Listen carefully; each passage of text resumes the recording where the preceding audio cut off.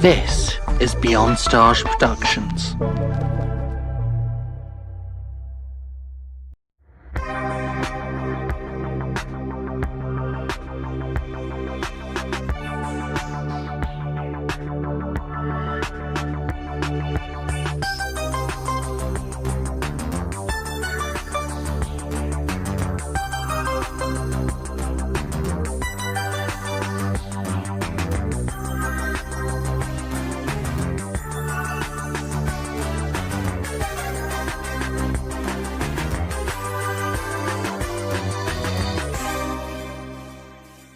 Hello and welcome to Star Power and Everything podcast. This week we're talking anime. And someone let Jack Alexander back in the building. Hey, it's me, Goku. God, this is going to be a long podcast. Joining me is, as you can hear, Jack. That's why. My husband, Cass. Hello. And Jake Mancuso. Hello, hello. Great. We'll just dive straight into the questions because I know you all. Well, I don't know if you've researched, Cass. No, you've. I trust you.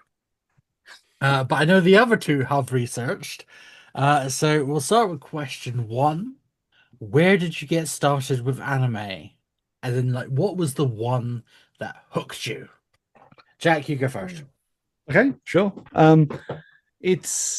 It's kind of a tough one because I want to say it's been several anime that have hooked me at different points in my lives, but the one that kind of started it all was, well, there were a few around that time. It was your Pokemon, which at the time I had no idea was anime. It just looked better than other cartoons I was watching at the time, really. And there are all these, collectible monsters and stuff. And then there was the video game which came out. So that was pretty cool.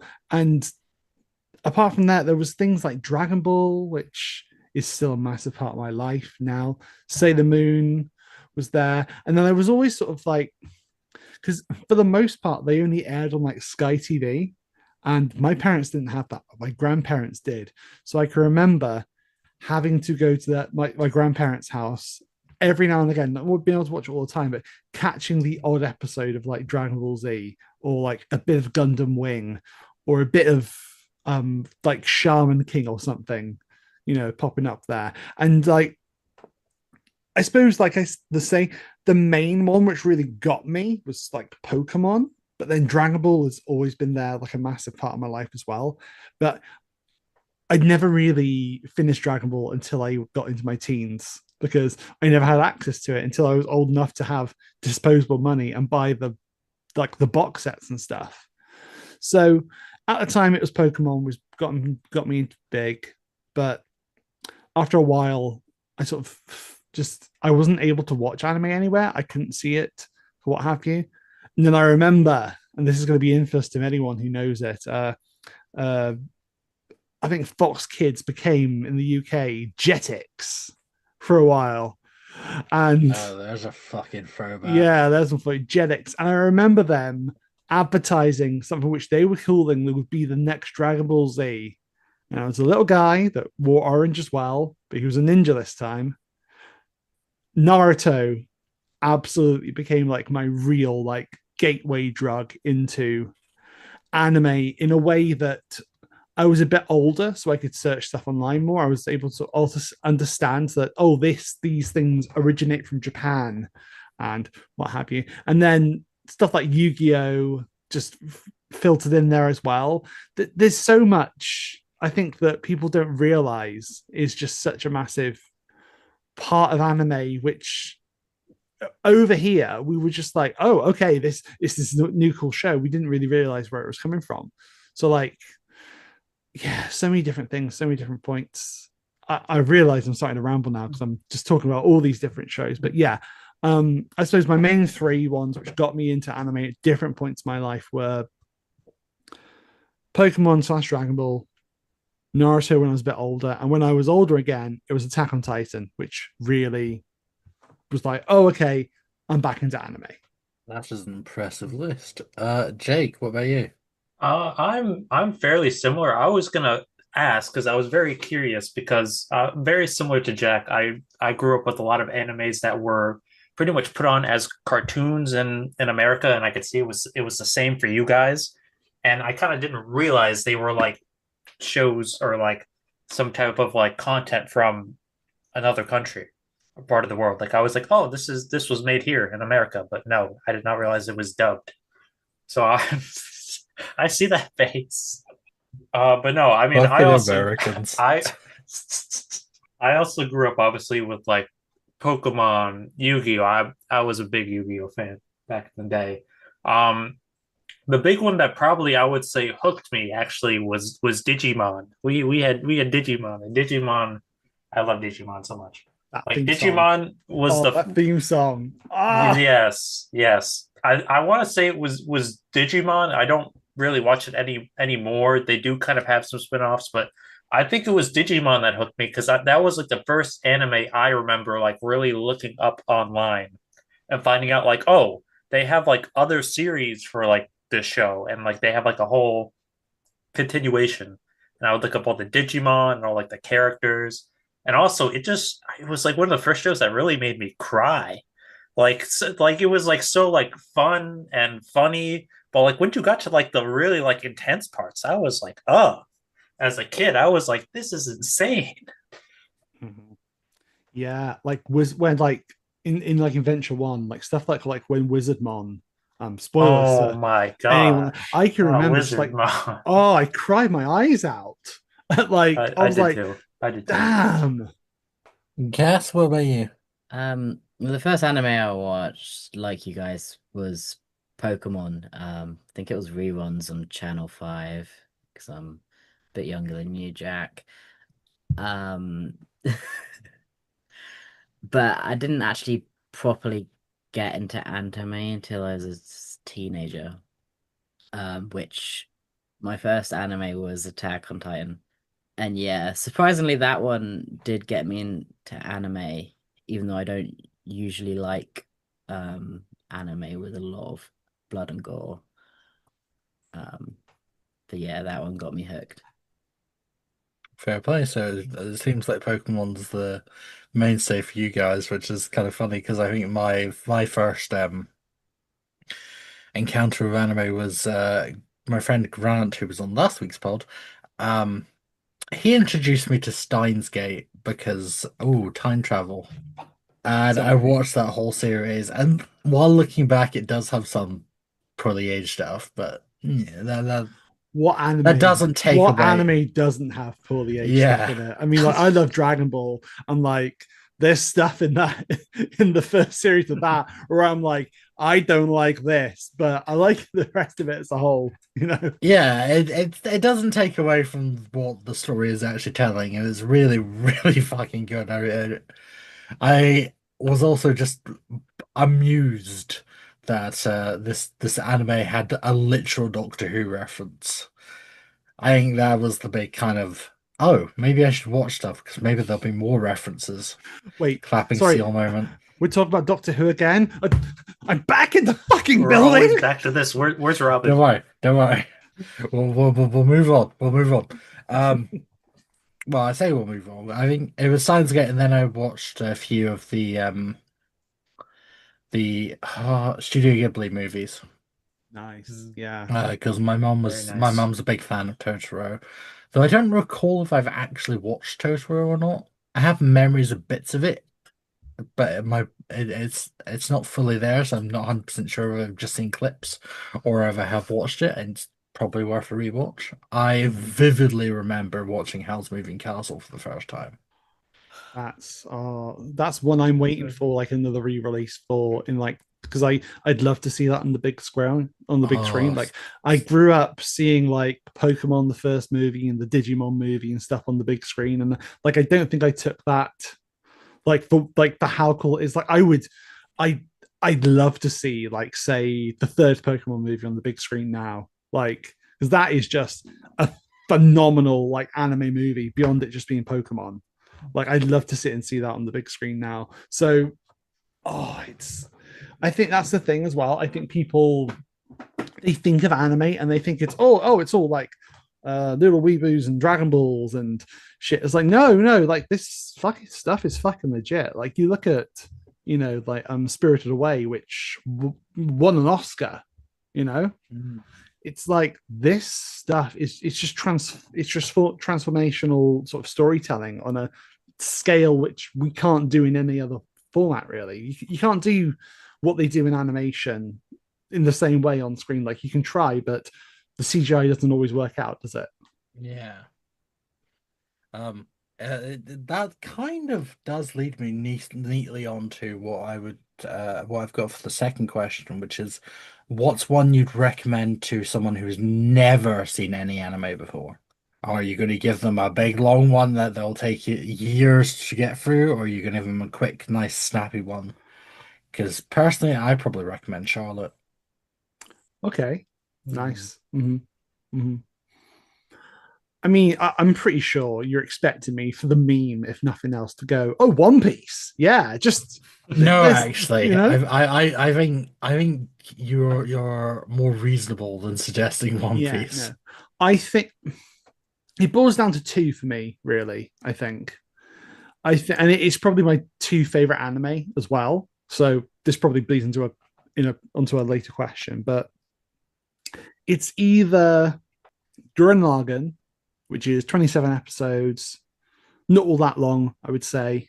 It's one of those ones where it's like, if you like this, you're going to like a lot of anime, because you really have to sort of just like suspend your sort of system of disbelief, really, because it's just the indomitable human spirit and fucking punching people when you're angry with drills.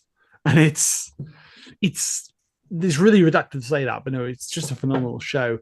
And if not that, I'd probably say Full Metal Alchemist Brotherhood, which is, at the minute, I would say the series yet to be topped for me in terms of things, because it's 52 episodes.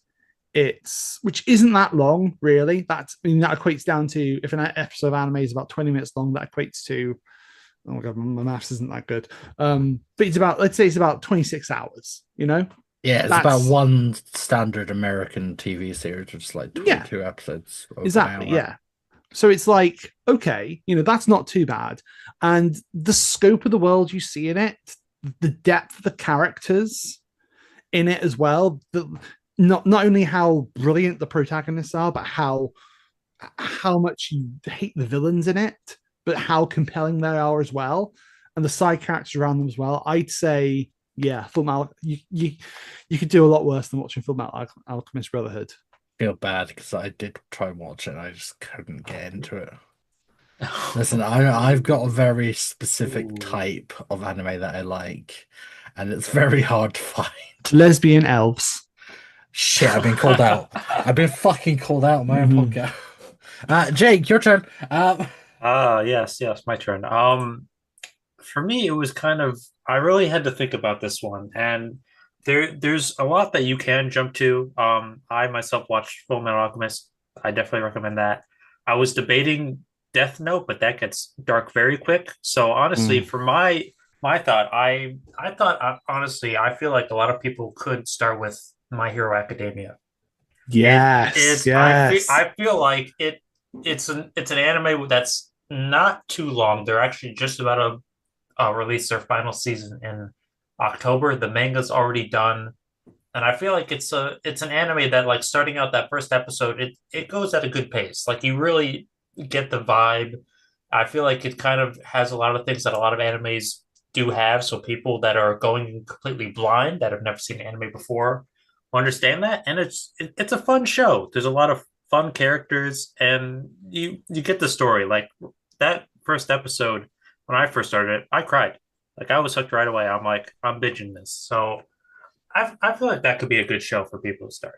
I agree with that totally. I think the movies are really strong as well. So if someone just wants to watch something, if someone just wants to watch something and have a good time, you can throw in all the My Hero Academia movies, and they're a great watch, if nothing else. Yes, what's your go-to recommendation? Probably Attack on Titan. Or a shorter one would be Erased. Erased. I know that the diehard fans of the manga don't like the anime adaptation. But if you're someone who hasn't seen it and you're just going in blind, I know, including myself, a lot of people loved it. So yeah, I think that one would be a great start. Okay. I'm gonna throw another one in that's kind of related to this because we've mentioned a few series, but let's say you had to recommend a specific anime film. I'm gonna take it straight off the bat. Your name. Mm. Fuck you. That's my pick. It's my goddamn. That's literally. I That's can my see you favorite saying it. movie. That is my that full stop. Like you know, beyond the medium, Your Name is my favorite movie of all time. Nothing has ever, not even Avengers Endgame, has touched how I felt seeing that in the movie theater for the first time, and just I just absolutely felt transported to that world. It's yeah, for me, I'd say Your Name is just phenomenal. Should have got an Oscar. Jake, what movie would you recommend? Oh, there's so many, but one that pops into my mind is, do you guys know Weathering with You? Yeah. Yeah, the same I feel guy. like That's that the could be same a good guy. one. Yeah, Makoto Yeah. Shinkai. He does the sexy clouds. You know. So, are you going to complete the trilogy? Yeah, I feel like I'm gonna complete the trilogy and say Suzume. Yes. Oh, Yes. they're just really good movies. Like Mhm. they're just really good, aren't they? You know, Even you could. Weathering You, which my opinion is the weakest, is still great. Mhm. I mean, I think I could very easily say Princess Mononoke or Howl's Moving Castle, which are Miyazaki films, which I think are just absolutely phenomenal as well. Hell, I'd even throw in like the Cowboy Bebop movie as it just being like, even if you're not like a fan of the show, you can just watch this and it's just like it's just a fantastic story with fully realized characters. So yeah. I really wish they'd have released the bloody Hatsune Miku movie already so I could talk about it, but I can't. God, I hope they show it soon. Moving on to question 3, which was slightly touched upon by you, Cass. With anime often, though not always being adapted from manga, how well do you think they're adapted if you've read said mangas? They definitely got better than what they started with when I started watching anime. Yeah. The thing is that they've started adapting the sort of Western culture idea of doing seasons, haven't they? So you don't have the same issue where they catch up to the manga and have to run a whole season of filler. Naruto, Bleach, which can just kill the pace of a series, which is really, really just not good. However, you still end up with stuff like the past couple of years. Have any of you read or seen The Promised Neverland? Yeah, season 2. Yeah, that is a manga which I absolutely adore.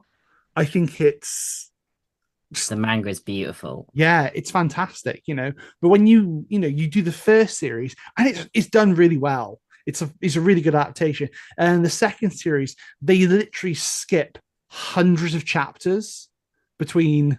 Yeah, they're just like fuck the plot. Yeah, and it's like, why are you doing this? You know, it just leaves you hoping for a Promised Neverland Brotherhood at some point. You know, which I think a lot of people want for different things now, like Tokyo Ghoul and other series as well. It's just like something happens wherever it may be in the studio, and they think, oh, we can do things better, or we've been, left into a hole here, left into a hole here, and we have to do our own sort of filler ending, which that's what they had to do with the original Full Metal Alchemist series as well.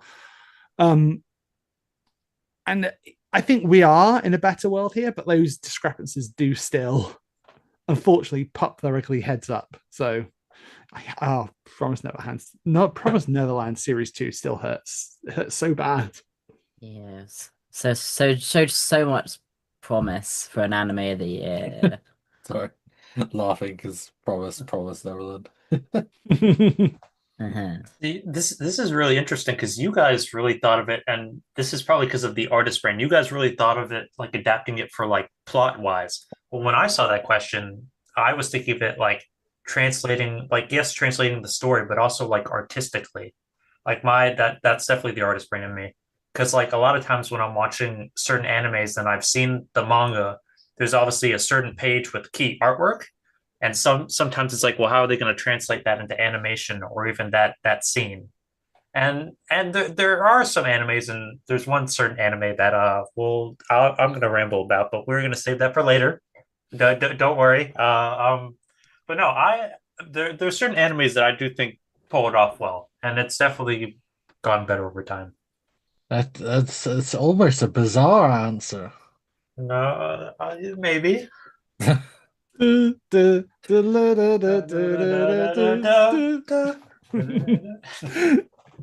Okay.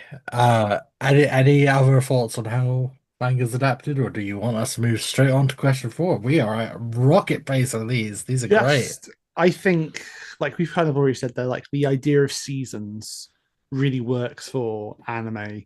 Like we don't want to be like even One Piece at times have adapted like a chapter's worth of manga into an whole episode, and that can work at times because it does give like the studio time to sort of flesh out scenes and what have you. But when it's sort of left to, which again I'm going to bring up Naruto here, where it's left to and it's like the actual action takes a whole episode from like one character to move, take one step to another step because there's flashback. I'm going to do this. I did this. I didn't do it. And it's, you like, just get on with it a bit. Like, you feel like your time is not really worth sort of being put into it. And I say that, there can still be some pretty hype fights here and there. But I think when the story itself and the plot itself are sort of being bastardized in a way, it's like, I don't know, what are we doing here? Right. Question four. Jake, this is definitely the you question here. Yes. What style of anime speaks to you most? Talking specifically about the kind of art styles. For me, I would say I do enjoy when people go for, and this does go into that anime, but I do like it when people do go for that more diverse style. Like it's not like, obviously I've seen a lot of animes that do like the normal typical animation, and those are all great. Like I don't think it's the animation that can, always dictate how people feel about the show. But for me, it really speaks to me when an anime has a distinct style and they love to play around with it. I love it. Again, this kind of keys into the previous question about adapting the manga. I love it when they have those specific manga scenes and it's like, oh, well, they couldn't possibly translate that into the show. And sometimes they play with that artistic style into the animation. So yeah, I think it's when they like to be diverse with the art style for me. That really speaks with me. That's just made a face. For those listening, just unsure of how to answer this one. Do you have any thoughts about the art styles? I know I don't like the 90s art style. You don't like the 90s art style. You know what? That's still a contribution to the conversation. Jack? I was saying just for the pods, I have a very sort of eclectic taste in anime. It's not all just like one thing I love. As much as a lot of my love is sort of like shonen and like your battle manga or your battle series, I do like sort of slower series as well. And I wouldn't say that there's like a particular sort of like style of animation that I love, but I really love it when you can see like the hard work and dedication that have gone into a series. Like even like in a series like Dragon Ball or Dragon Ball Z back in the day, you could see when they brought like the good animation studio in, and like not in the sense that there was necessarily bad animation at some point, but you could really tell like when the budget kicked in. And that's something which carries through now to something like One Piece as well, which is just having this phenomenal animation week to week at the minute, which is absolutely just insane, the level of detail they can go into it. So I suppose it's not a particular type of animation. I do look at the anime studios, like places like Trigger or Studio Bones, are ones I really, really love. Madhouse, I think, is fantastic as well. They all just do sort of consistently pretty great stuff, which is what I want to see. And then obviously you've also got, like I said, the movies like from Makoto Shinkai, which are just this beautiful. It's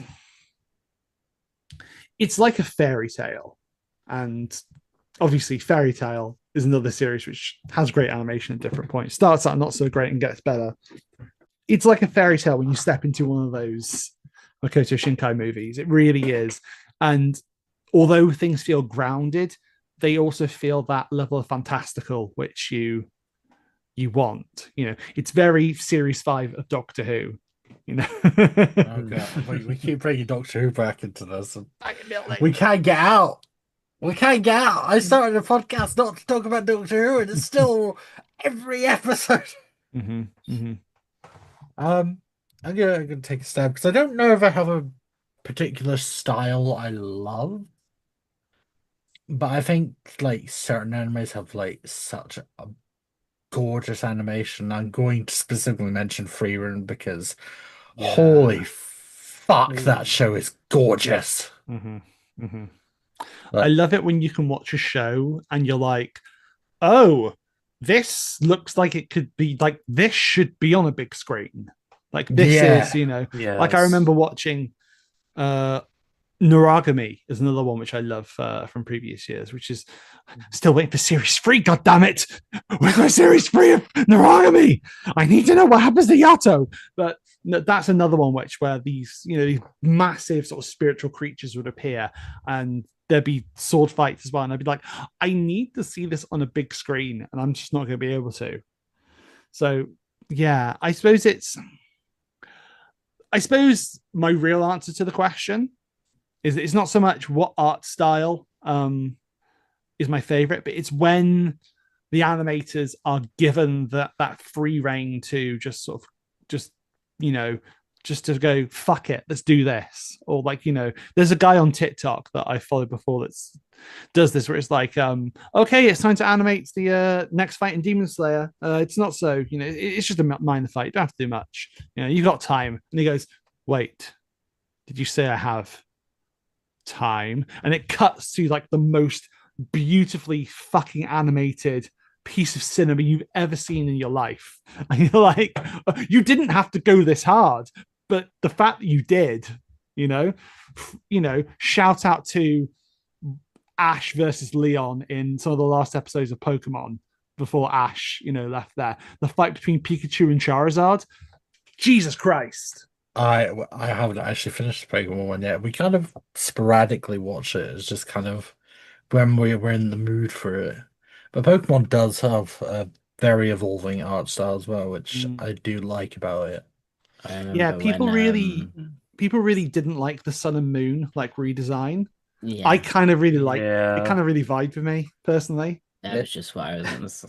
Okay, I was sure, but yeah, no, I would agree. Though I'm kind of also a big fan of X and Y because that was my first gen. I'm like, I love the X and Y anime.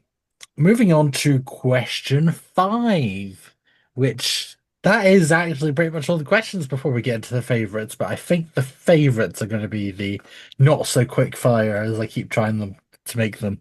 But question 5: what's that one anime? That's made you really feel something, be it tears, joy, or hype. What's the one that really gets you? And I'm going to straight up shout out Freerun again because fucking hell. There's not going to be just one. Yeah, there's not going to just be one, but what's that one that comes to mind first? And then talk about the others too.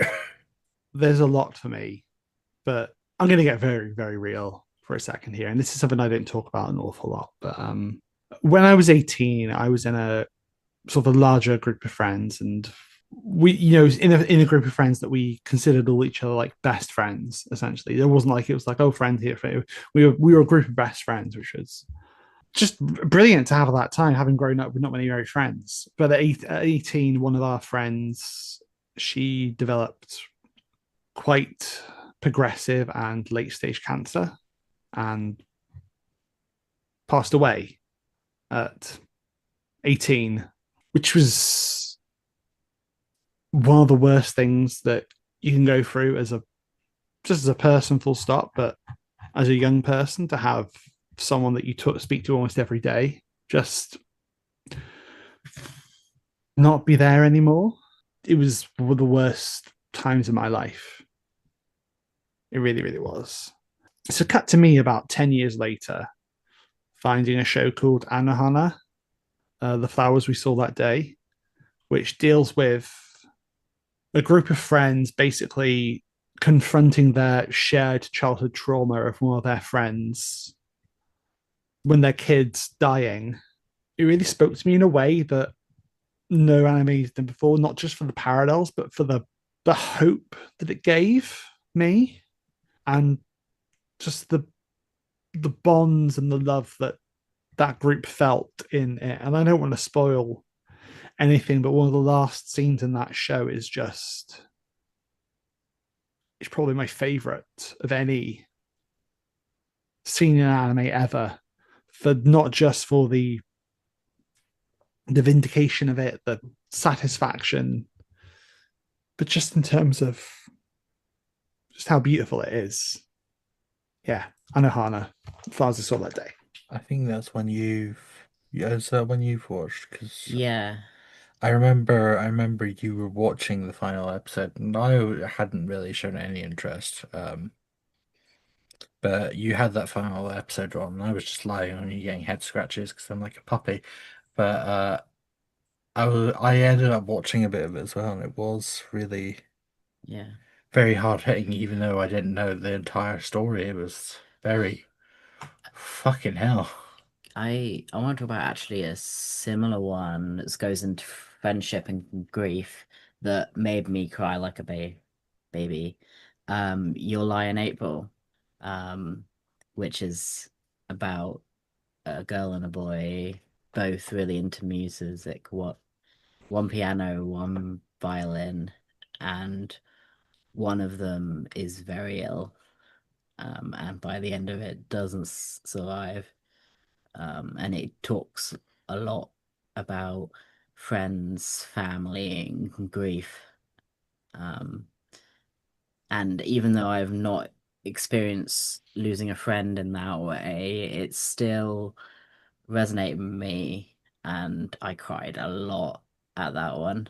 I love that we're all picking really depressing animes because I mentioned Freerun, the whole thing with Freerun is dealing with grief. That's the thing, is it's dealing with grief, but also finding a way to carry on after it, because ultimately that's the best way you can honor someone's memory, is by doing that.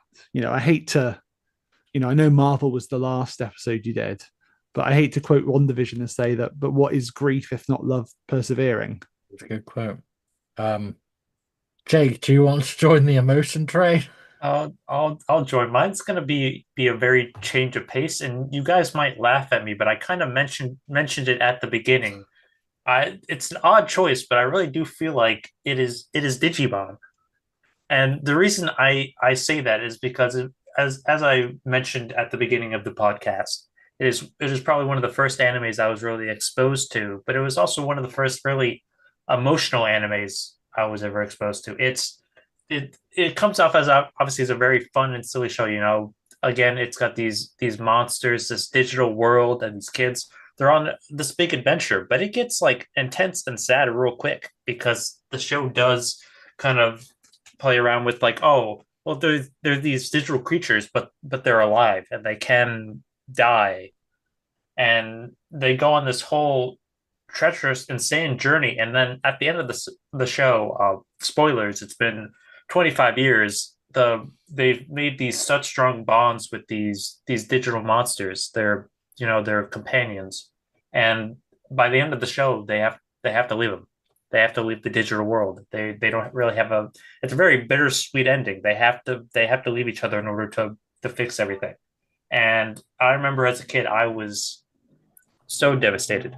Like it was kind of that first one of the first shows for me that I was like, can we really have? It's really a sad ending. And obviously now as an adult, I have a much different perspective when it comes to that. You're not always going to get a happy ending. But for as a kid, I remember I was bawling. I'm like, why is Aguma not going to the real world and they're having a happy ending? No, it's kind of like it was a real realization for me. It's like, sometimes this is how the story has to go. You know, no, it's very bittersweet. And sometimes obviously it could be even sadder than that, but it's not always going to go the right way. And that was something that really changed my mind, growing up when it comes to writing stories. Even to this day, it's like you can't always give people the happy ending. That's kind of what they want. Sometimes they are going to play with your heart around a bit. And again, I was so destroyed. And the series kind of does play around with that over and over again. Making such these strong connections and having to say goodbye. Yeah. Have you seen Tamers, Jake? I have seen Tamers. That destroyed me all over again. Yeah, That one they really, really had to leave him, and that was even more forced. So I was like, are we really doing this again? They really twisted the knife with that one. Like really twisted the knife. It's like it's not. It's if that one hurts so badly. Oh my god. I'm gonna try give a joyful one. I think I know I've already spoken about Freedom, but probably Delicious in Dungeon. Hell yeah. There's some good moments of fucking joy, especially when my wife, Marcel, my beloved, fucking kicks in. I mean, not so much the first few episodes. She's A baby. a baby. She's a dumbass baby. I love her. But like when it gets to when her character progresses and she's taking more of a stand, it's just like, yeah, fuck him up, girl. I love that. I can give a couple other ones. I know it's like one anime, but it's like yeah. I can give a Well, we couple did more. say that there isn't gonna just be one. Yeah. I mean, because I could always say something like, if you want to go for a totally different vibe entirely, something like Ouran High School Host Club is one which I absolutely adore. And still, like, if I'm feeling pretty shitty, I'll put an episode on of that and I will be laughing my ass off at it, because it's just one of those shows which I think is timeless, that you can still watch an episode of that and just be lost in the hijinks of this just weird fucking situation, and like we say, certain parts may not necessarily age all that well, but it's just a really funny show. I want to talk about Fairy Tale again. Oh, here we So go. I watched this while I was revising for my GCSEs. So I was 16. And I don't want to give too many spoilers, but when Lucy's father died was around the same time that my own father passed away. So watching that and connecting a lot, because Lucy's relationship with her father was very similar to mine. It made me feel a lot of things. And that show has made me feel lots of things in other arcs as well, because it's always very sad in some way.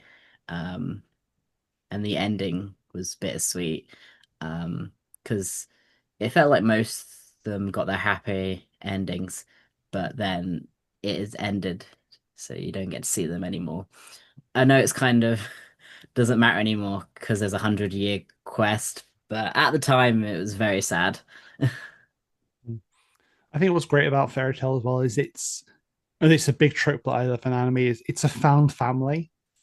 that's what speaks to the show so well. It's those relationships between the characters that you really tune in for. Like, you're not just like, oh, I want to see Natsu punching someone in the face. It's those connections between his found brothers and sisters, his partner, his all that stuff. And not just to mention when that theme kicks in, like when it's it's like the chills. I feel it's like when the fucking How to Train Your Dragon like theme plays. I'm saying that because it's the similar sort of Celtic vibe. For me, I'm just like, the only way I can describe it is it's like having nostalgia for a life that I've lived and left behind, but I've never experienced it. But that's the only way I can say it, you know? Okay. Shall we move on to the favorites rounds? Yes. Mm-hmm. Okay. Normally this is rapid fire, but I feel some of these they're gonna have quite the lengthy tales to them. So we'll crack on, especially with the first one being favorite anime. I'll take my hit first. Delicious in London. Well, I'm to be fair, I'm still fairly newish to anime, so my most of what I watch is either Elf Girls or Yuri. Sometimes the same ones. Nani? I've not really had a lot of exposure. I've not watched it. Well, I've watched Fairy Tail. I'm kind of struggling I'm with it. dragging you through Yeah, it. I enjoyed some parts, but I'm Okay. just not in Interesting. Whereabouts are you? Where about? We're at the start of the final season, so we've just got Damn. Wendy from the other guild. Spoilers. I can't remember what the guild's called. The one with Gray's brother in it. Oh. You know, because she joins Yes, the other she guild joins, while it's not in Fairy Tail. It's Blue Pegasus? No, it? No. it's the one with the insignia is like a mermaid, but it's not. Mermaid's not in the name. Right, I need to Google this shit now. It's gonna drive me crazy. Yeah. Fairy Tale guilds. Lamia scale. That's Yes, it. Lamia scale. Yes, yeah. I guess it's a lamia that's in the logo, but it looks like a mermaid. Yes, I know this. Yeah, because it's got what's his name? What's Gray's like? It's not his brother, is it? But it's like his like. They were raised like Leon. brothers. Yeah, Leon and Toby, yes. that weird dog thing. Yeah, and, yeah. Because I and remember Sheria. because they do the great like sort of like anime trope of like they were villains of a previous arc and now they're just sort of it's like when you unlock a boss in a fighting game, it's like they're really powerful, now they're shit. And I love it because Leon in the dub is voiced by who is it? It's like name escapes me, but he has this voice. He's like, my sweet Juvie. Just I can't take it seriously for one fucking second. But I love the dub as well. So yeah, it's from the kind of era that Fairy Tail's from. It's got a great dub because usually around those times, all the dubs were shit. Mm-hmm. So true, so true. It's such a fantastic cast. They have that as well. Funimation really just fucking pulled it out of the park for that one. Yeah, should probably get back to the question at Yeah, favorite anime. I mean, Fairy Tail is up there. Just like I said, I'm struggling with it at parts. Like some bits have been really good, but it's just not always my cup of tea. Mm-hmm. I'm sure there'll be a bit that I'm like, oh, this is good again. There's a lot of plot twists coming up soon. So. I'm also just struggling with it. I don't like Natsu. It's fair. You like Lucy? He's like, I love Lucy. Natsu is he's the Goku. He's cut from the same sort of cloth, you know. Yeah. And Goku, obviously, for better or for worse, has been like the blueprint for your shonen protagonist since like since his creation. And like, I say that, we step away from that a bit with series like, I mean, JoJo's is its own thing anyway. I don't think I could say that Deku is a shade of Goku in the same sort of way, but More Bakugo, who's the he's the Vegeta. Yeah, he's Yeah. fucking Vegeta right there, isn't he? Like he is, Mm. they are moving towards more timid protagonists now, like Deco. Mhm. I love how we keep going. Let's get back to the question. Anyway, so this. So, what's your favorite anime? You said Delicious in Dungeon. Yeah, Delicious Right. Dungeon. Nice. My wife in it. How can I say no to my Marcial, my life, my beloved? And you know who dubs her in in Here the we dub, fucking right? go. Here we go. You'll never guess what he's about to fucking mention. You'll never guess who it is. It's only the Yes, to actress Google. who played. No, I'm not. No, I know her name. I know Emily Rudd. Thank you very much. You know the recording does pick up the typing, right? Yeah, I know, but that wasn't it. I was just getting other stuff up. I have thank you very much. But no, Yeah, Emily sure, Rudd, sure. who plays Nami in the live action series of One Piece, voices. Is it Marcial or Marcial. Marcial in Delicious in Dungeon? So, and she is also a massive anime fan as well. So, I can only imagine. Like, I mean, can you imagine if any of us got to dub an anime? How fucking like out of the sun, amazed and excited you'd be. That's my dream VA job. Hell yeah! I can't wait to tell you we've hired an animator for Red Twilight. Doesn't I'd technically actually be an fucking anime. It's lose not my made in shit. Japan. Person You could say be in that. Japan. You say that. They use that term very very sort of not in the same sort of rigid sense anymore. Like there's a lot of Loosely. stuff like on Netflix, just like a Netflix anime, and it's like like stuff like Castlevania and Devil May Cry, and it's like technically the property is from Japan, but it's the vision behind it is like a Western creator. So I don't know. It's Personally, a funny I one, don't isn't count it as an anime unless it's out of Japan. Mhm. That's fair. Yeah. Which is why it sometimes annoys me. There's like the Chinese or Korean animations on Crunchyroll, and they're just like, yeah, this is anime. And it's not. They've got their own names. I can't remember what they are, but they do. Yeah, that's true. That's true. Or like it used to annoy me back in the day with like stuff like. Do any of you remember Shaolin Showdown? Which Ellen Carter and Jake, back me up here. Do you know Shaolin Showdown? Wait, say it one more time. Shaolin Showdown. I do not. I am blanking. Damn. Shaolin Okay. Showdown? Yeah, Shaolin Showdown. It was a series. Oh, wait, yes. Yeah. Okay. Do you know? I had to Yeah, Google- I that had to guy. He Google it. I kind had of looks to- like Krillin from Dragon Ball It's Z. come back. It's Yeah. come back. Yes. Yeah. Shaolin Showdown was a show which is like not anime at all, but very much like based itself around that style. And I would even go as far to say that kind of like culturally appropriated parts of like anime within it. But overall, I think it was done with love. And then you get stuff like Teen Titans as well, which again was, very much influenced by anime, but is a DC property and stuff. So it's a funny one, isn't it? I certainly wouldn't look at Teen Titans and say it's anime, but it's inspired, isn't it? Yeah, like Voltron Legendary Defender.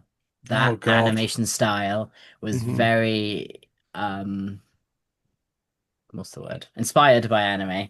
Even so, some of the fans assumed that the Japanese dub was the original. People did that with Avatar as well, The Last Airbender, which I think is so funny. I think that's absolutely hilarious. Yeah, it's like this was made in America by DreamWorks. It's like, they're like, no, surely not. Why is the dub so bad? It's like, I mean, Voltron. I think it was originally anime in the 80s. It was Japanese, I believe. Yeah, it was. Yeah. So I can see why they think that. But back to the original question. Thank you. My favorite anime is Apothecary Diaries, Nice. which is odd because it's the first ever historical anime that I've ever liked. Um, I think it's because it's not following like a specific historical story that's actually happened.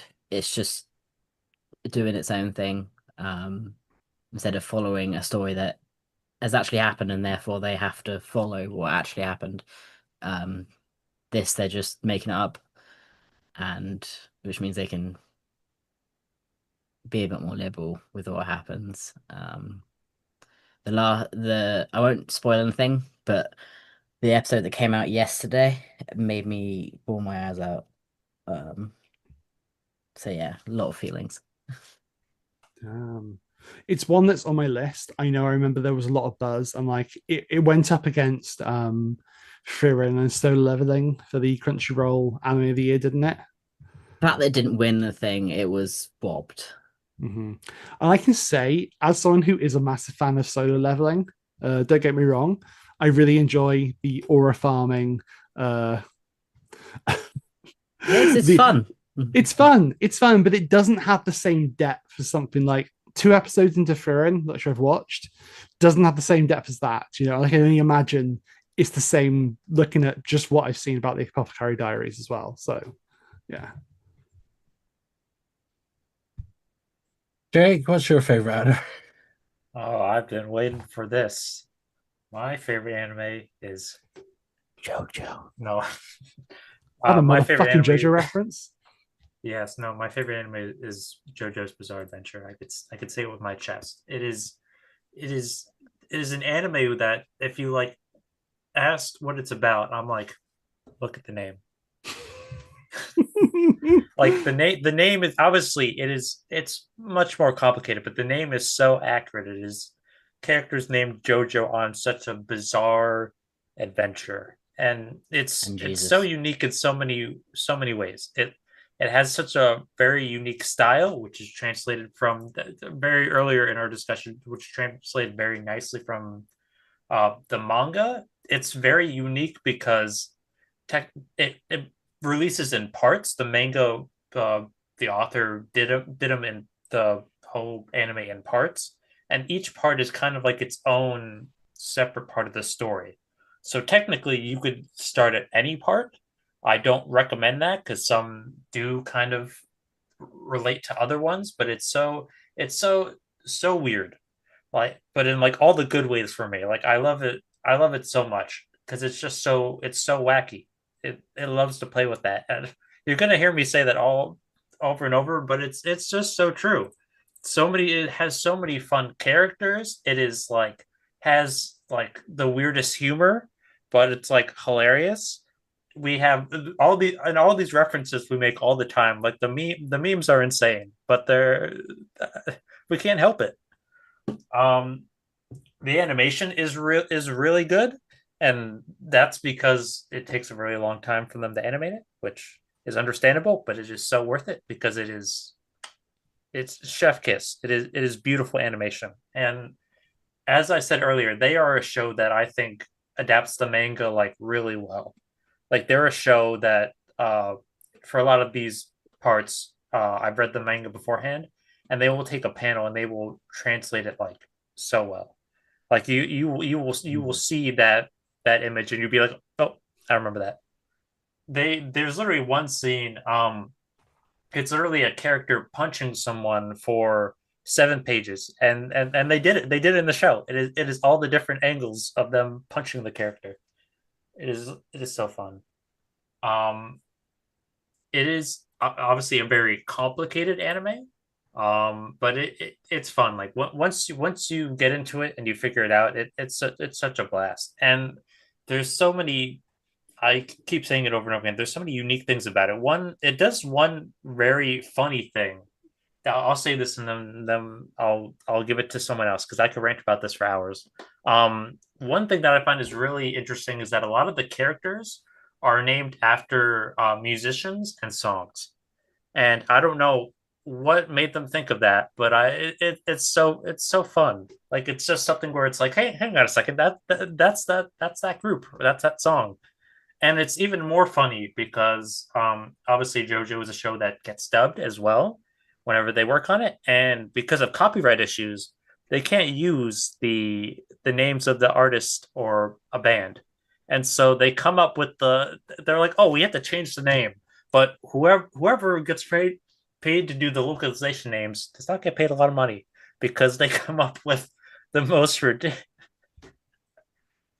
The best example I can give you is, okay, there is one character called Limp Bizkit, and if you know that band, rock on. And their localization name is Flaccid Pancake. So if that gives you an idea of how well they localize the names, it's just so funny. Like I'm the type of person where, like, obviously, I enjoy when an anime takes stuff like or I guess a show in general, they take it very seriously, but when a show is just so fun and they play around with that, it just doesn't bother me. Even when they do silly things like, we're gonna call this character Flaccid Pancake, I don't care, because I just think they're having fun with it, and it's a blast, and it's why I love the show so much. It's definitely the best adaptation of the Bible. Right, shall we move on to the next one, or do you want I to haven't talk answered about my it first? I know. I thought you I had. touched We it earlier. technically No. haven't gotten to Jack. No. No, yeah, no. Sorry, we're talking so much. It's losing really, track. it's like I said earlier. I touched on it. I said my two sort of favorites. It kind of shifts, sort of daily between those two, but it is very much Gurren Lagann or Full Metal Alchemist Brotherhood. Full Metal Alchemist Brotherhood being like the first show that I really was like, oh, this is perfect. Like, I'm seeing a perfect story here, not just in the sense that the characters are so perfectly realized, but the world itself as well. There's such a brilliant world building within it there that you totally get the scope of things there, and I mean, if anyone hasn't seen Full Metal Alchemist, the original, or this, it's the story of two brothers just trying to get their bodies back, having performed something as children, trying to bring their mother back from the dead, which is a taboo thing within the world, but they try to do what they can, and there are consequences for it, and they are then left to have to walk around the world, or their country, which is called Amestris, and discover a philosopher's stone to try and save them. It's all about alchemy, so of course the philosopher's stone is going to come into it, obviously. And it's just such a brilliant show that I don't think has any lulls. I think no matter wherever you come into the series, it's just a ride of sheer brilliance, whether you've seen the original or not. And as for Gurren Lagann, I'm going to say now, there's some fan service things in it which I'm not a big fan of, just because I've never been a big fan of the sort of objectification of women which can happen in these shows, personally. But as a show, it is just one which speaks to me on a level of, again, it came to me at a time when I just lost one of my best friends, which, spoilers for Gurren Lagann, is very topical around episode 9. And it sort of instilled a mantra in me, which is from the show, where they talk about, having faith in yourself and going forward. And the way they say about it is they say, well, look, if you can't believe in yourself, believe in me. Believe in me, because I believe in you. So if you're believing in me, then you have to believe in yourself. And that's just a really powerful sort of message, which I think you can take from it as well. Beyond that, it's just also just fucking gorgeous, like mech fights between these massive mechs that make no sense, these massive mechanical suits of armor, which it transcends. Like, again, you have to leave all disbelief at the door when you watch this show, because it's just pure satisfaction when you see them reach their limits and surpass their limits. And a big part of the soundtrack going through is a song which goes, row, row, fight the power. And I don't know, I feel like that's pretty topical now, even. So I think it sort of transcends the media that it's from, that we can talk about certain things about, questioning authority and not being happy with our lot in life, where people more powerful than us have said we have to obey and listen to this. Roro Fight the Power. Favorite intro? Film Alchemist Brotherhood 1. So good. That's Fucking good. That's a really good choice. That's a really good choice. How about Freeman's you, first Jack? opening. Nice. Jake?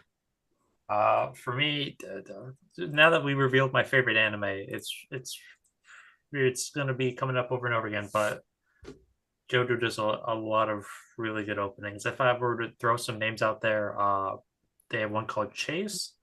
There's one called they did one with Stone Ocean or Fighting Gold are the ones I'd say specifically. Nice. Bloody Stream's my favorite of the JoJo's. Bloody Stream's a really good one. Love that one. So good.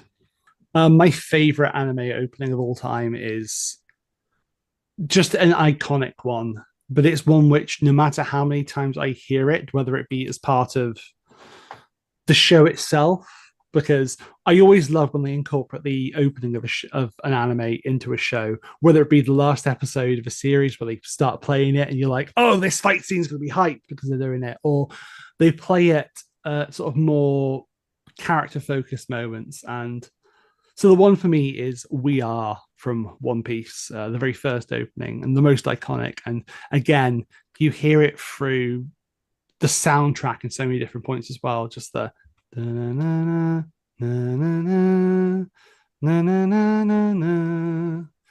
It's become this sort of anthem for me of boundless and limitless adventure and doing anything for your friends, being unafraid to stand up for them and follow them to the ends of the earth on some wacky quest. We Are. I even though the Film Alchemist one is my favorite, I do got to mention another one. I know Star hates this one, but Rock City Boy from Fairy Tail. I fucking love Rock City Boy. Fucking love that one. When it gets to the rap bit towards the end, it's so good. It's so good. And this one Star does like, but Black Catcher from Black Clover. Nice, very nice.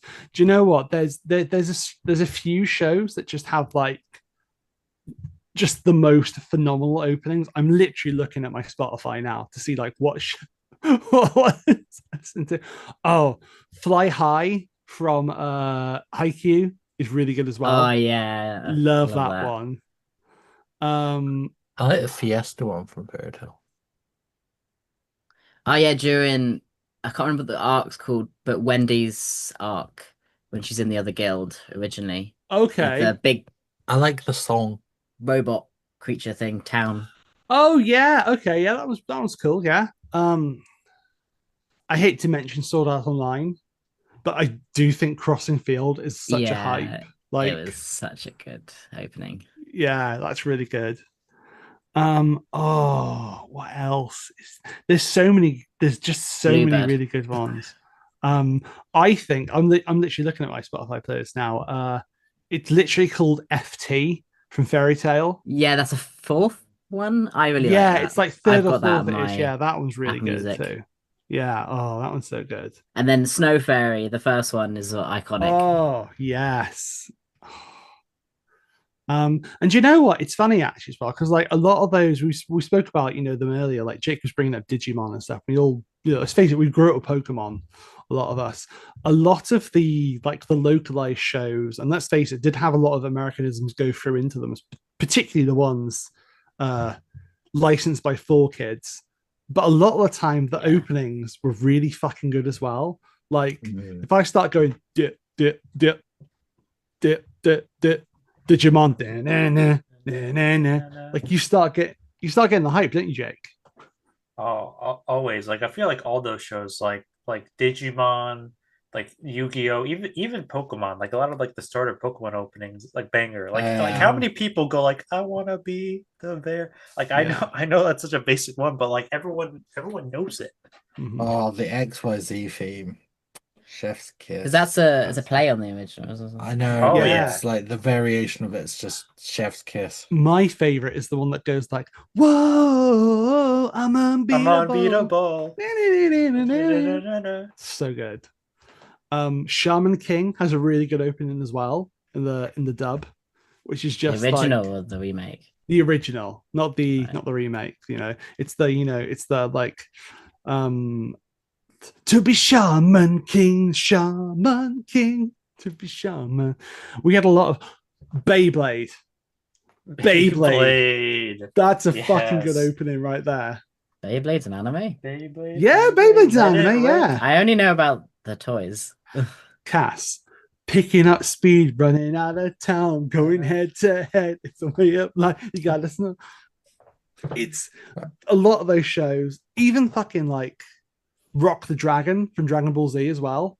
That's a massive one I love as well. Yes. And I think for so many people, that's just become like iconic. Like you think of Dragon Ball, even stuff like Sailor Moon, which just had like a English version of the Japanese opening. But if I go to you all now, fighting evil by moonlight, winning love by daylight. They make you feel something, don't they? These songs. So it's really tough. I'm going to bring up another one you've brought up earlier, Cass, as well, because I think not just the opening itself is brilliant, but the animation that goes alongside it. But opening to Erased is fantastic. Yes, it is. It's great. And they change it up as well through different parts of the story as well, which is really, really cool. So yeah, too many to pick. I've got 99 songs currently, and I could whack in more on my Spotify playlist for him. And it's literally called Anime Lock In, is the title of the playlist. And I got so many good songs here. Hell, I might share it sometime. People can add in some more themselves, but damn, too many good ones to pick. If we're going to be locked in, then I guess it's best we get started on favorite fight scene. Hell yeah. Oh yes. Which this one's kind of a tough one because, like I said, a lot of them I watched, they don't really have battles except like Fairy Tail, and I've not really found one in Fairy Tail that I'm like, oh, this was fucking awesome. I did find one in Free Run though. Sorry, you didn't find ones in Fairy Tail fucking awesome? Again, I like it, but I'm just not that big on. You didn't their have to find the one types. where it's the entire team fighting what's his name? The guild master of when they're on the island and they all have to fight the one like really powerful guild master. And the only way they literally like Lucy and like Wendy have to like throw nuts at him, and it's like so satisfying. No, Oh, it's good. It's not. damn. It's not one that sticks.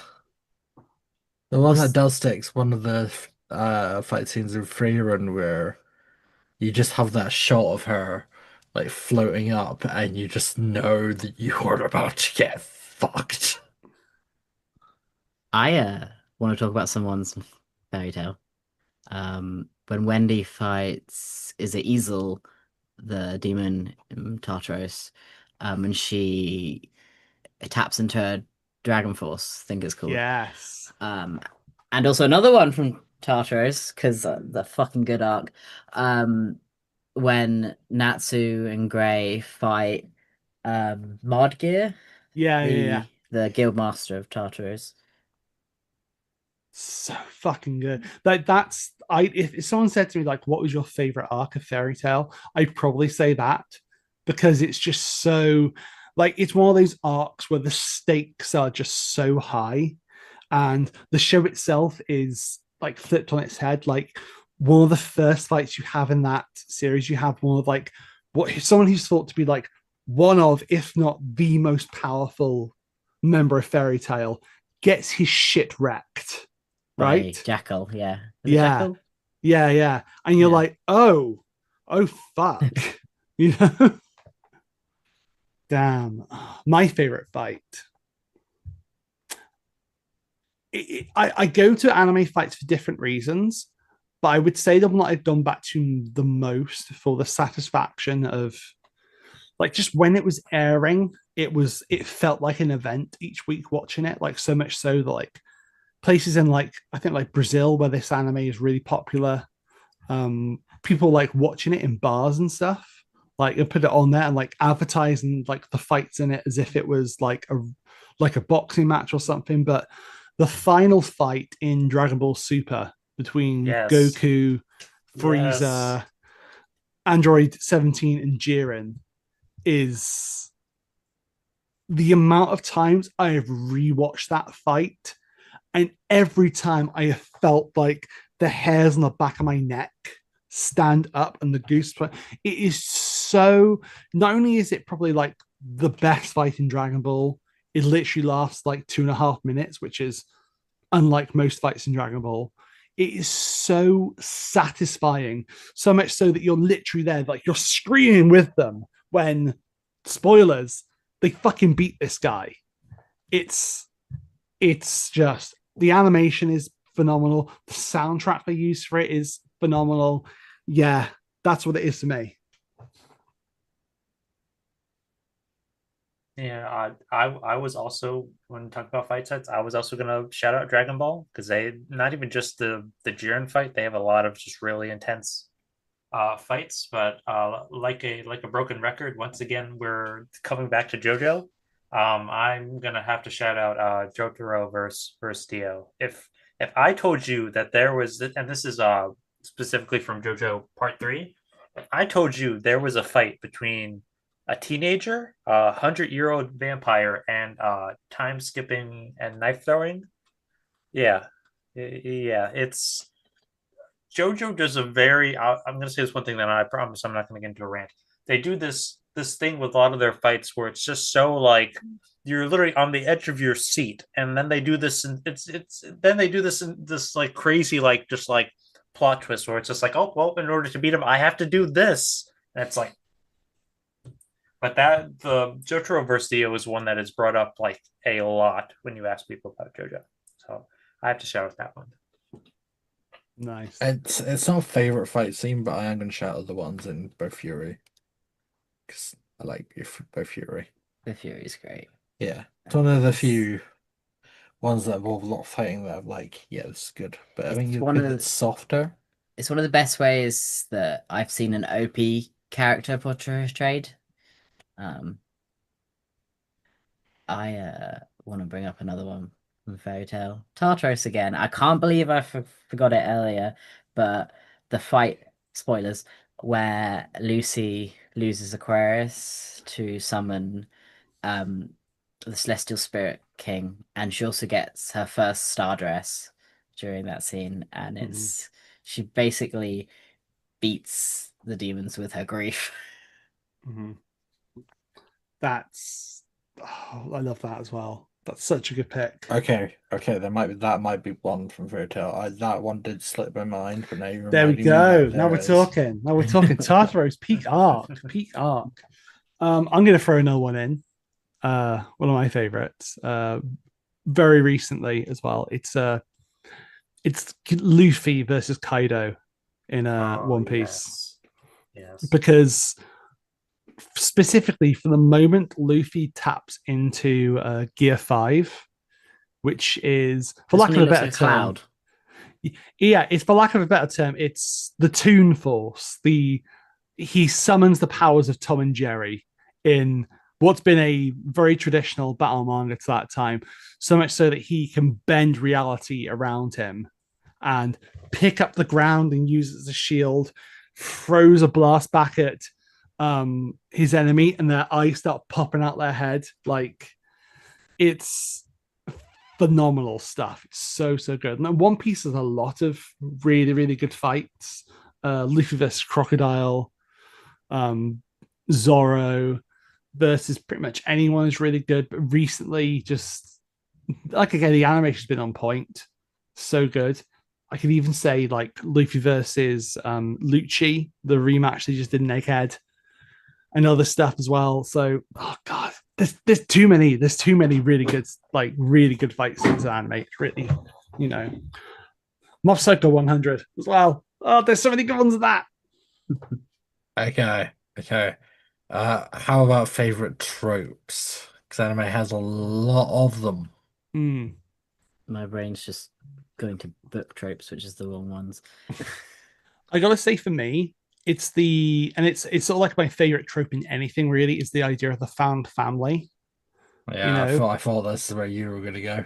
Yeah, it's whether it be Doctor Who or anything really, I love the idea of people coming together or characters coming together and being like having bonds so strong that they will do anything, go to any length for each other. And it is that found family, the idea of, oh no, these are my people, this is my clan. And I think it's so relatable as well. And it's something which I feel very happy to, in a way of things, have sort of achieved that in my own life with my friends, So yeah. Yeah, I'm quite partial to the fan family trope. Not just in anime, just generally like ghosts. That's a good one for fan family. There's so much you can do with that specific trope that can really evoke an emotion because you can have a fan family and then you can tear it apart. As there's so much option there. Yeah, again, I can't think of any tropes. I would say I also really like the found family trope. One I like, if this counts as a trope, is kind of, I'll put quotations around this. It's like the tournament arc kind of trope. When a show, a lot of like the animes, I had to think about this for a while. A lot of the animes I like are kind of ones where they don't literally have like a tournament arc, but it's a lot of the ones where they have an overarching story, and then they kind of have to do a fight over and over again. Like obviously Dragon Ball literally sometimes does have tournaments, but they're a show where there's a main villain and they have a plot with that villain, but they have to like fight. They have different fights in that whole arc. And a lot of the shows I like are kind of like that. Like Dragon Ball does that. JoJo does that a lot too, where they have to fight someone every like other episode. I feel I don't know. For a lot of people I understand it could be annoying narratively, because if you look at it narrative wise, it's like, oh, you're fighting the villain. Oh, you could beat the villain right now. Oh, well, the plot has to continue. So actually, at the last second, they don't beat the villain. They move on. But for me, I don't mind it as long as it makes sense and we're having fun. I'm cool with it. I do love a tournament arc. Like, I can't say that I don't. I do. I'm literally looking at a tier list, which I must have made at some point as well. I think things like power ups and when the hero and villain team up. That's always fun. Mm-hmm. Tragic anime backstories, a time skip. I think when a time skip is done really well, I think it'd be really cool. Obviously signature attacks as well. Like any fan of Dragon Ball has tried to do a Kamehameha in their life. Yes. I've absolutely gone oh, no, before just having watched JoJo. Jake. Yeah. Mm-hmm. Do you have any, or are you still blanking? No, Well, I mean, Slice of Life. Slice of Life is a good one. Slice of Life is a good one. I do like. That's the next one. Slice of Life is more up my street. I like especially with Yuri. I like just nice, peaceful, happy gaze. But then also, give me tragic gay. Give me pain. It's gay. They're too happy. Quick, inject 10 cc's of tragic. That meant super hell. I don't know if this is a trope, but it's been very popular recently. Isekai anime, but then they don't just become like a super OP fighter. They just do something completely unrelated to fighting, like the campfire cooking in another world. There's the farming one, the one where they just have their dream life without becoming like the god of this world. Isn't there literally one now that's called like Reborn as a Vending Machine? That one's actually really As a good. vending machine. Yeah. That's really good. Watch it. Season 2 is actually coming out in July. It's actually really good. I'll check it out. I just think that's so funny. Like, I do love a good isekai. I really do. Sort of like, Don't watch the dog one. That one's borderline bestiality. oh, You know, the one that gets reborn as like his crush's dog. oh my god. That What the one is no, yeah, no. that's not my vibe at all. Like I don't like Vaporeon like that. Shout out to Oh. Ewan. Oh, Sorry, buddy, I had to. I'm gonna just swiftly move on to the next topic. Favorite character, Martial. And Freerun. Mau Mau. Both elf girls. Fuck. Yeah, Mau Mau from Apothecary Diaries. Love her. I'm not gonna lie. I might give Apothecary Diaries a go myself. Also, Jinchi can do whatever he wants to me. Oh dear. Okay. It comes down to these two for me. Okay. Okay, well, my webcam is. People, listeners can't see this anyway, but one is my boy Luffy, who is the GOAT, in my opinion, for your anime protagonists. Alternatively, Basic. Gohan. Yeah. Gohan's a good one. I wanna give another two. You want to get more? Yes. My first two were just from one anime. Rimuru Tempest from Reincarnated as Slime, and Maple from Bow Fury. Oh, that's a good shout. That's a very good shout. I love those two. God, we should be listing characters for all fucking day. I know, right? I'm literally heading to my anime profile now to check what the characters I have listed there. Oh, okay, yeah, Alphonse from Full Alchemist as well. There's another one I absolutely adore. Alphonse Elric. Kuro Sensei from Assassination Classroom is one I absolutely adore as well. Yeah, I like Roy from Full Alchemist. that's cool. I mean, are we technically counting Pokemon in this? Because that's a whole door. Oh, that's a whole other topic, isn't it? I Serena. feel like Pokemon. It's very like. Are we? I mean, Pokemon.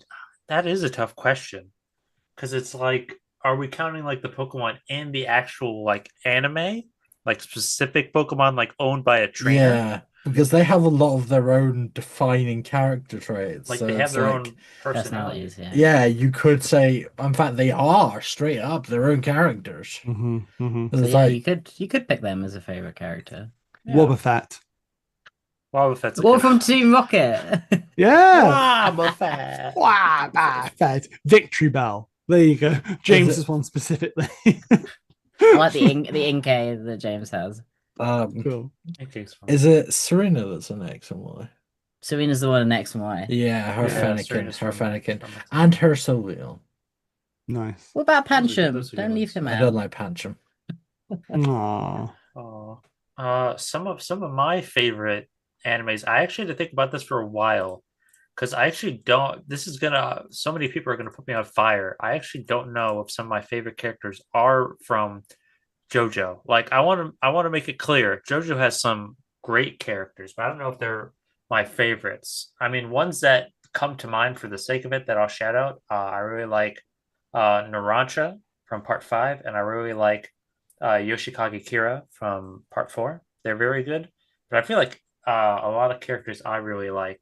Two that popped in my head that I really like. Shout out to Yu-Gi-Oh! I really like Yugi, and I really like Jaden.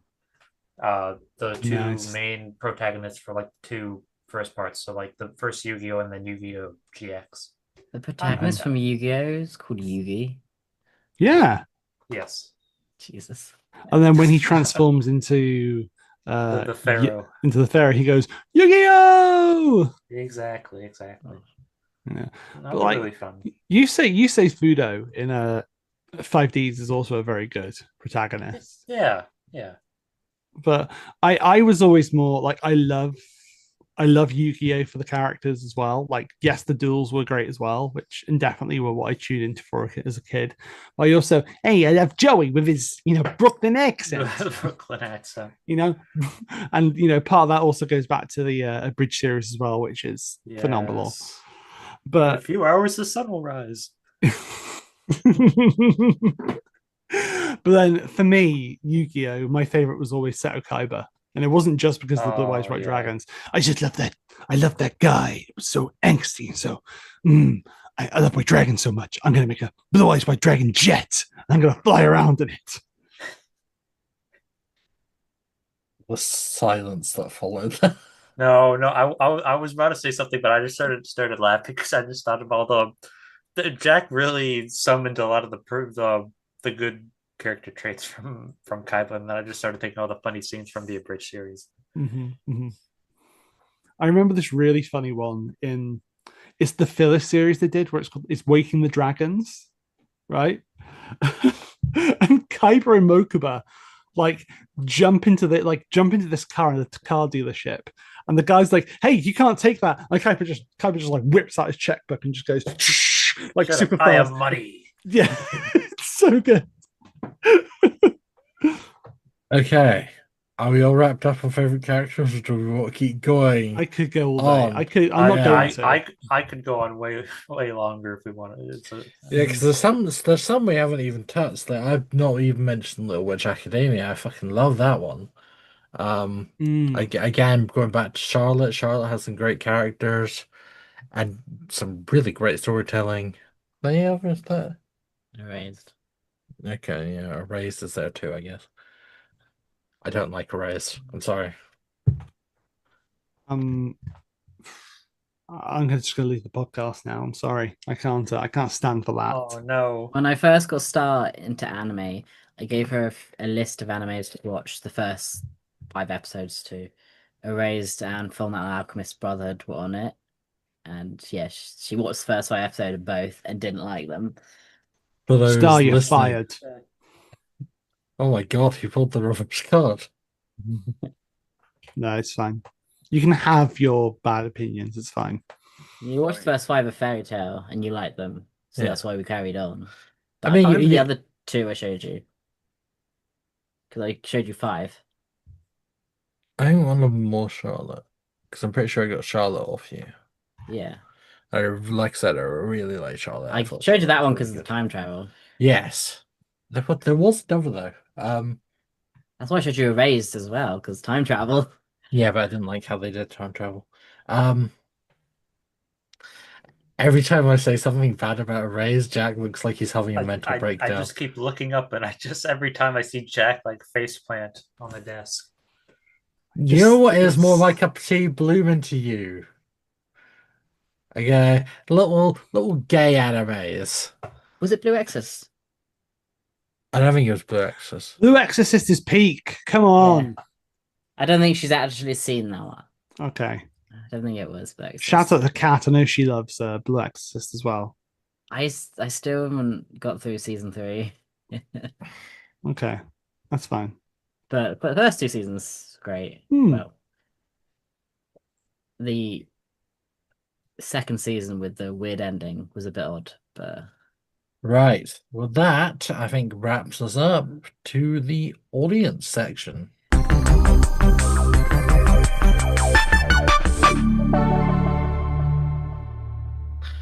Okay, so we didn't get that much this week. Kind of Kind of sad about that, but what can you do? But we did get 2 responses, and because they're just fairly small, I'll just quickly read them out.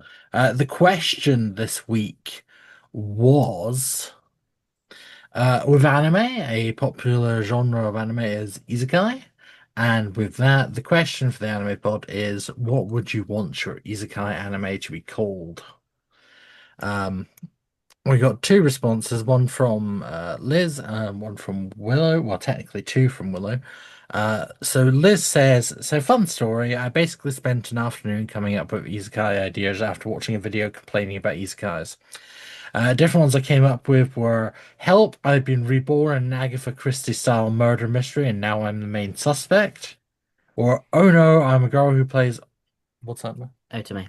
Otome games and I accidentally got reborn in an RPG world. And Help, I was writing an isekai and now I've been transported to that world. It's very fun writing out isekai titles. Which I agree, I will be making you guys all try come up with one because they're very Fallout Boy song lengths, aren't they? Anyway, Willow also says as their 2 responses, 1, not again, and 2, cowboy isekai, call that reincarnation. Nice. Which I think That joke did not land. I think it's a fucking incredible joke. I absolutely fucking love stupid puns. So what about you guys? What would be your isekai titles? Damn. I feel it has to be like reborn in a world or like after being transported to. Like I feel like it is the longer, the stupider the name, the funnier it is. Like I'm literally looking at one now. It's like it's called After Being Transported, I am singled out and rejected by my classmates, so I made them all part of my harem. Okay. A boy who has been reincarnated twice spends peacefully as an S rank adventurer. I was a sage and a hero of a previous world. We live in peacefulness in the next world. Like just weird shit. Like I think that's so funny, those ones. And like, you know, the aforementioned reincarnated as a vending machine is also very funny. So I feel like I'd want it to be something like that. But at the same time, if I'm kind of in an isekai, I think I would want it to be the kind of power fantasy because I'm a wimp and I don't want to have to be dealing with possibly being killed. So, oh, you were so both Yuri coded. So yeah, I think. Oh, what would I call it? What would it be called? I think it would be something like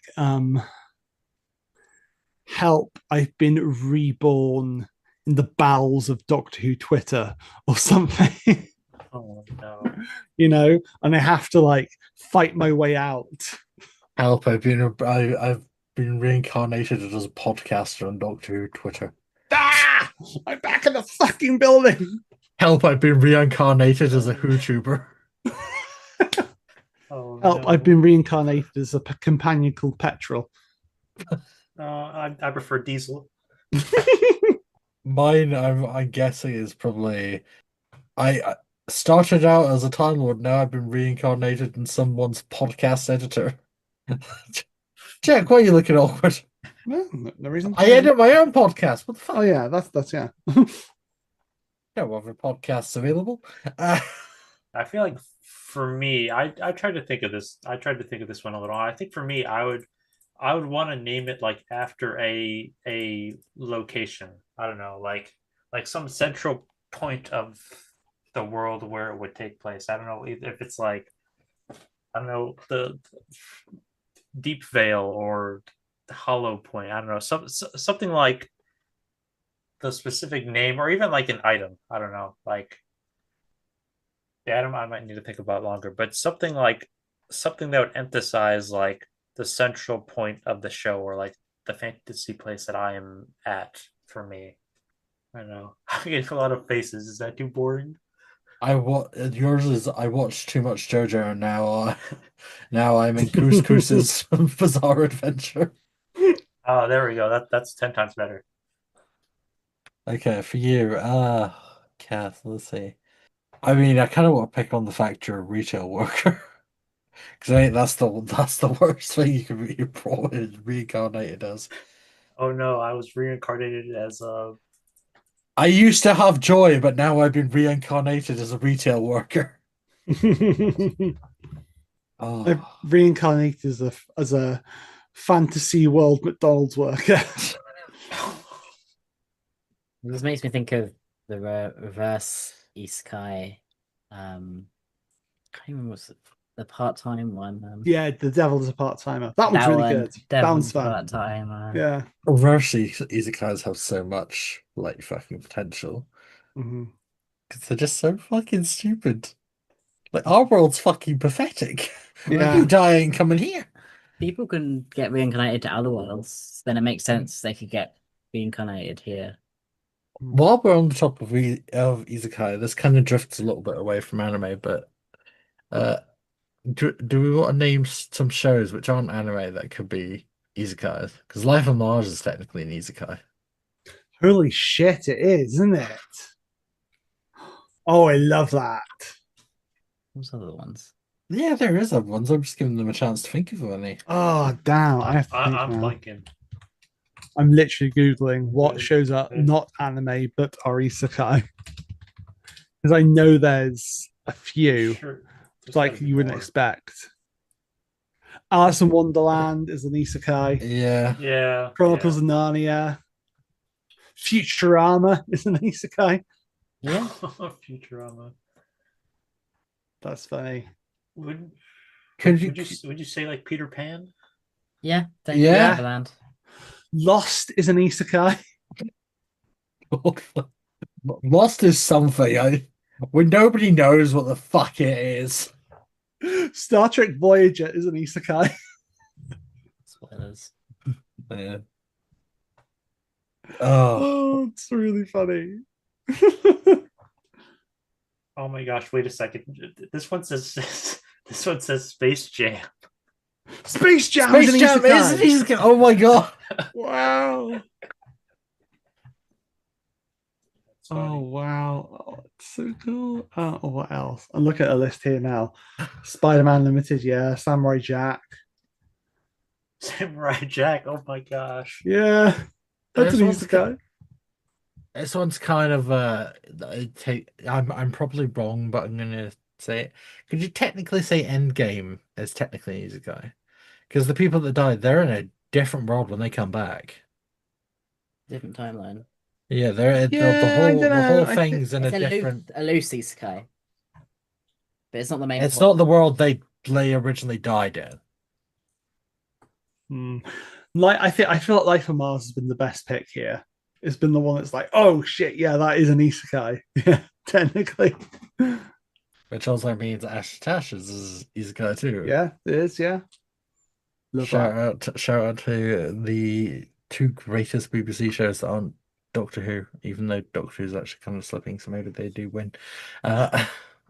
Is Wish World a isekai?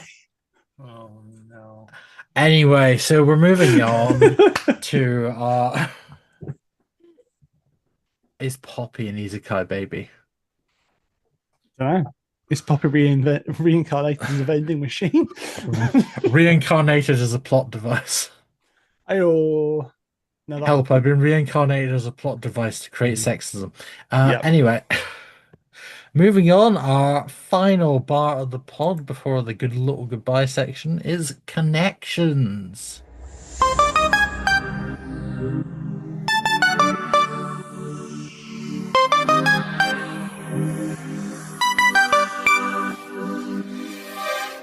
Okay, so connections. Usual thing that I do at the end of each pod, with each pod having a different topic at every episode. The whole thing is try connect this week's topic to the next. And in this case, obviously this week's topic is anime. Next week's topic is musicals. Now, Jack has a bit of a little tent pole there because you're in next week's one too. I can't get rid of him. You let him on once, and he's just there. Look, I was thinking about this before. It's because I'm getting to talk about something other than Doctor Who. I love talk about Yeah. Doctor Who, but it's like that dominates so much my conversation. It's nice to let these other facets within me, Yeah. these other hyperfixations actually out. I mean, that is kind of why I did Doctor Who first, so I can just get it out of the way and then talk about other things. Um, anyway, back to connections. So the whole point is that you'll have to find as many connections between anime and musicals. I will give you a minute. I have a timer ready, so if you guys have anything to write, either paper, notes, whatever. No 7 degrees. I've had to repeat that every podcast. It's Ewan. I don't understand it. I got it straight away. What's 7 degrees? 7 degrees is a thing where it's like you connect something, but like there's several parts between it. And the Doctor Who episode, Ewan did that. For each connection was a point. When it's not, it's just straight connection.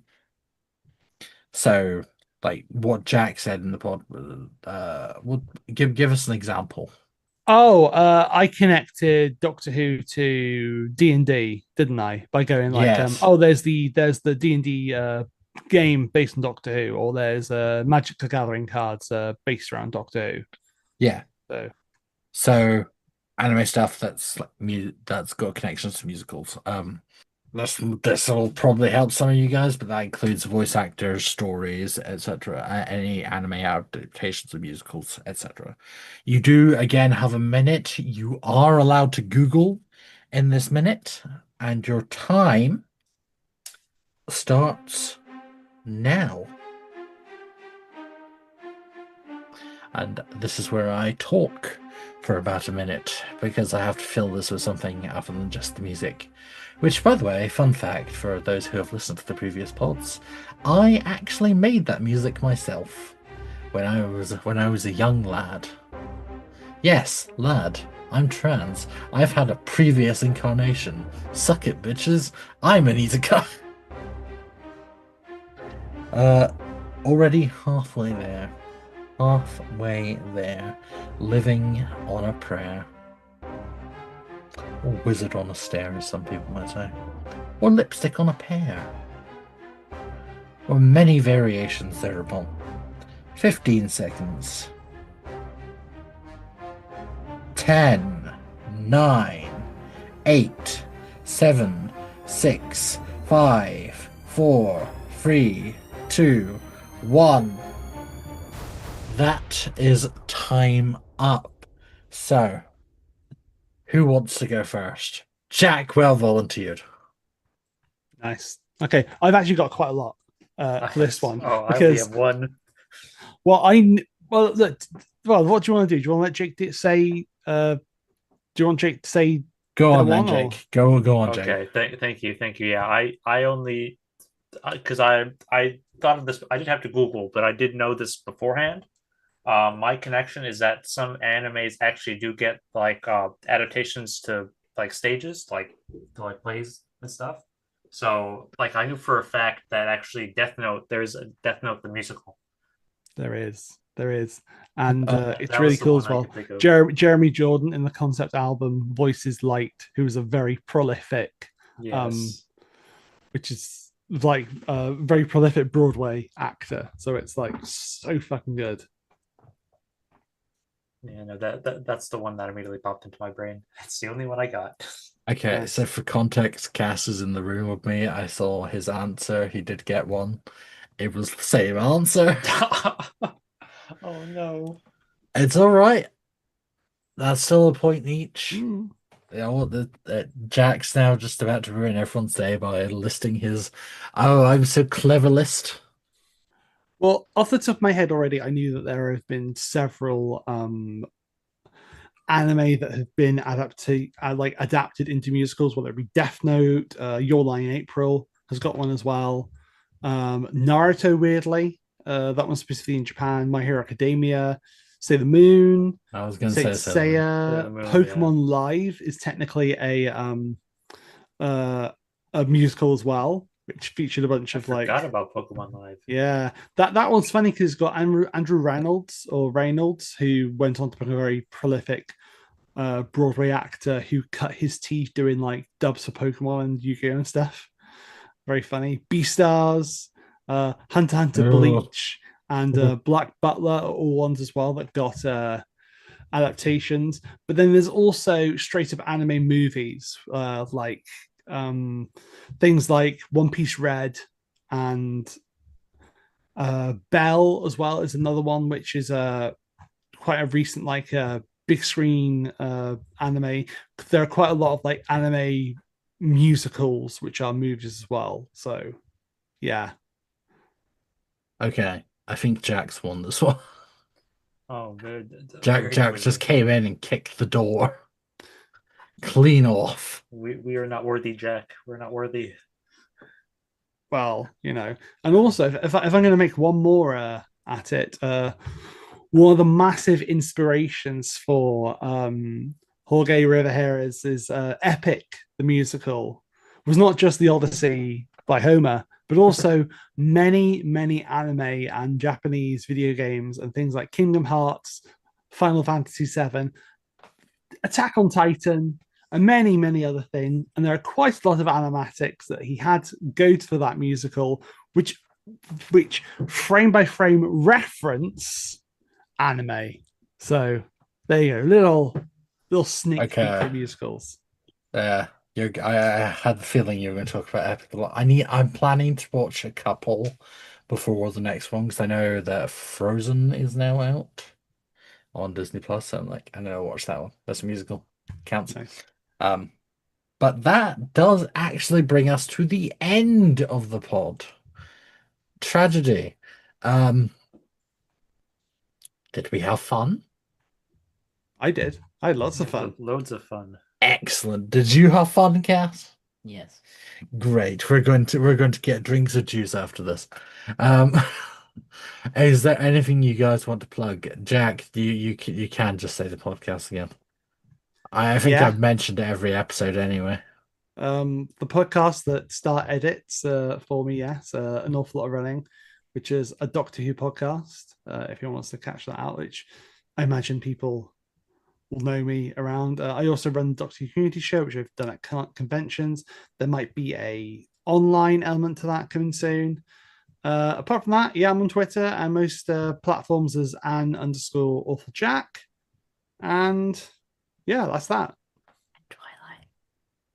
What? Oh yes, and also I'm appearing in a upcoming cross production between Time and Siren Productions and 77 Years Zine. Doctor Who Red Twilight coming soon. Time Siren Productions? Who are those fucking guys? I don't know. I hear they've got a very, very attractive person for some Star Doctor. Anyway, Jake? I heard the Grey Doctor is very attractive, actually. Oh, so. He is. Absolute smash. And I can confirm that 100%. Hey-o. Hey, Cass. Anyway, Jake. Yes. I'm mainly... Oh, God. So I just realized we're talking about plugging things. I can't. Anyway, I'm gonna plug. So actually, most people know me for my artwork. I have an Instagram account called DW Infinity Inc. and just a lot of other places. Just search Jake Mancuso. I'm there.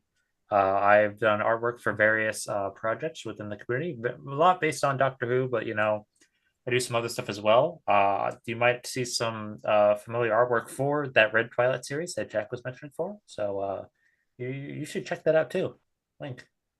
Jake is absolutely someone that people should look for their work and use. Jake has very kindly done 2 of my community show posters for MCM Comic Cons, and they're spectacular.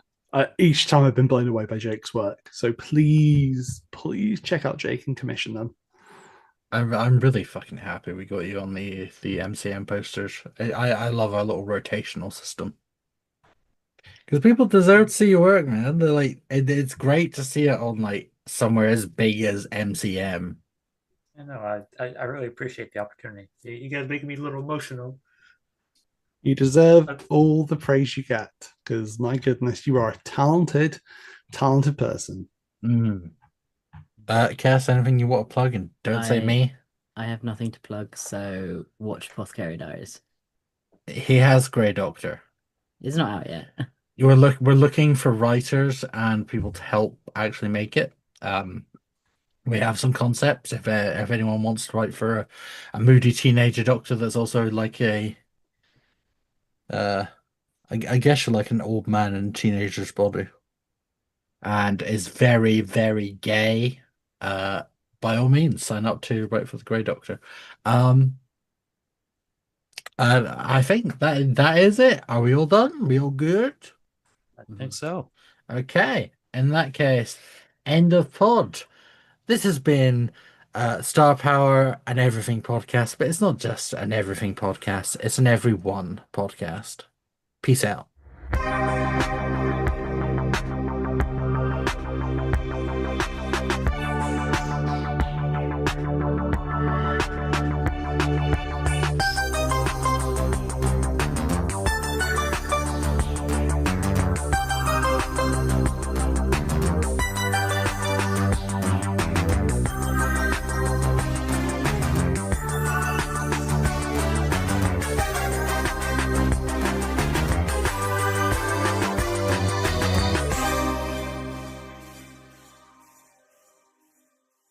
If you enjoyed this episode of Star Power and Everything podcast, then please consider subscribing or leaving a comment or maybe a like or a follow or whatever it is your platform that you use for listening to podcasts does. And don't forget to look at the link tree in the description for my socials and my Discord for all things Star Power and Beyond Stars Productions. Thanks for listening.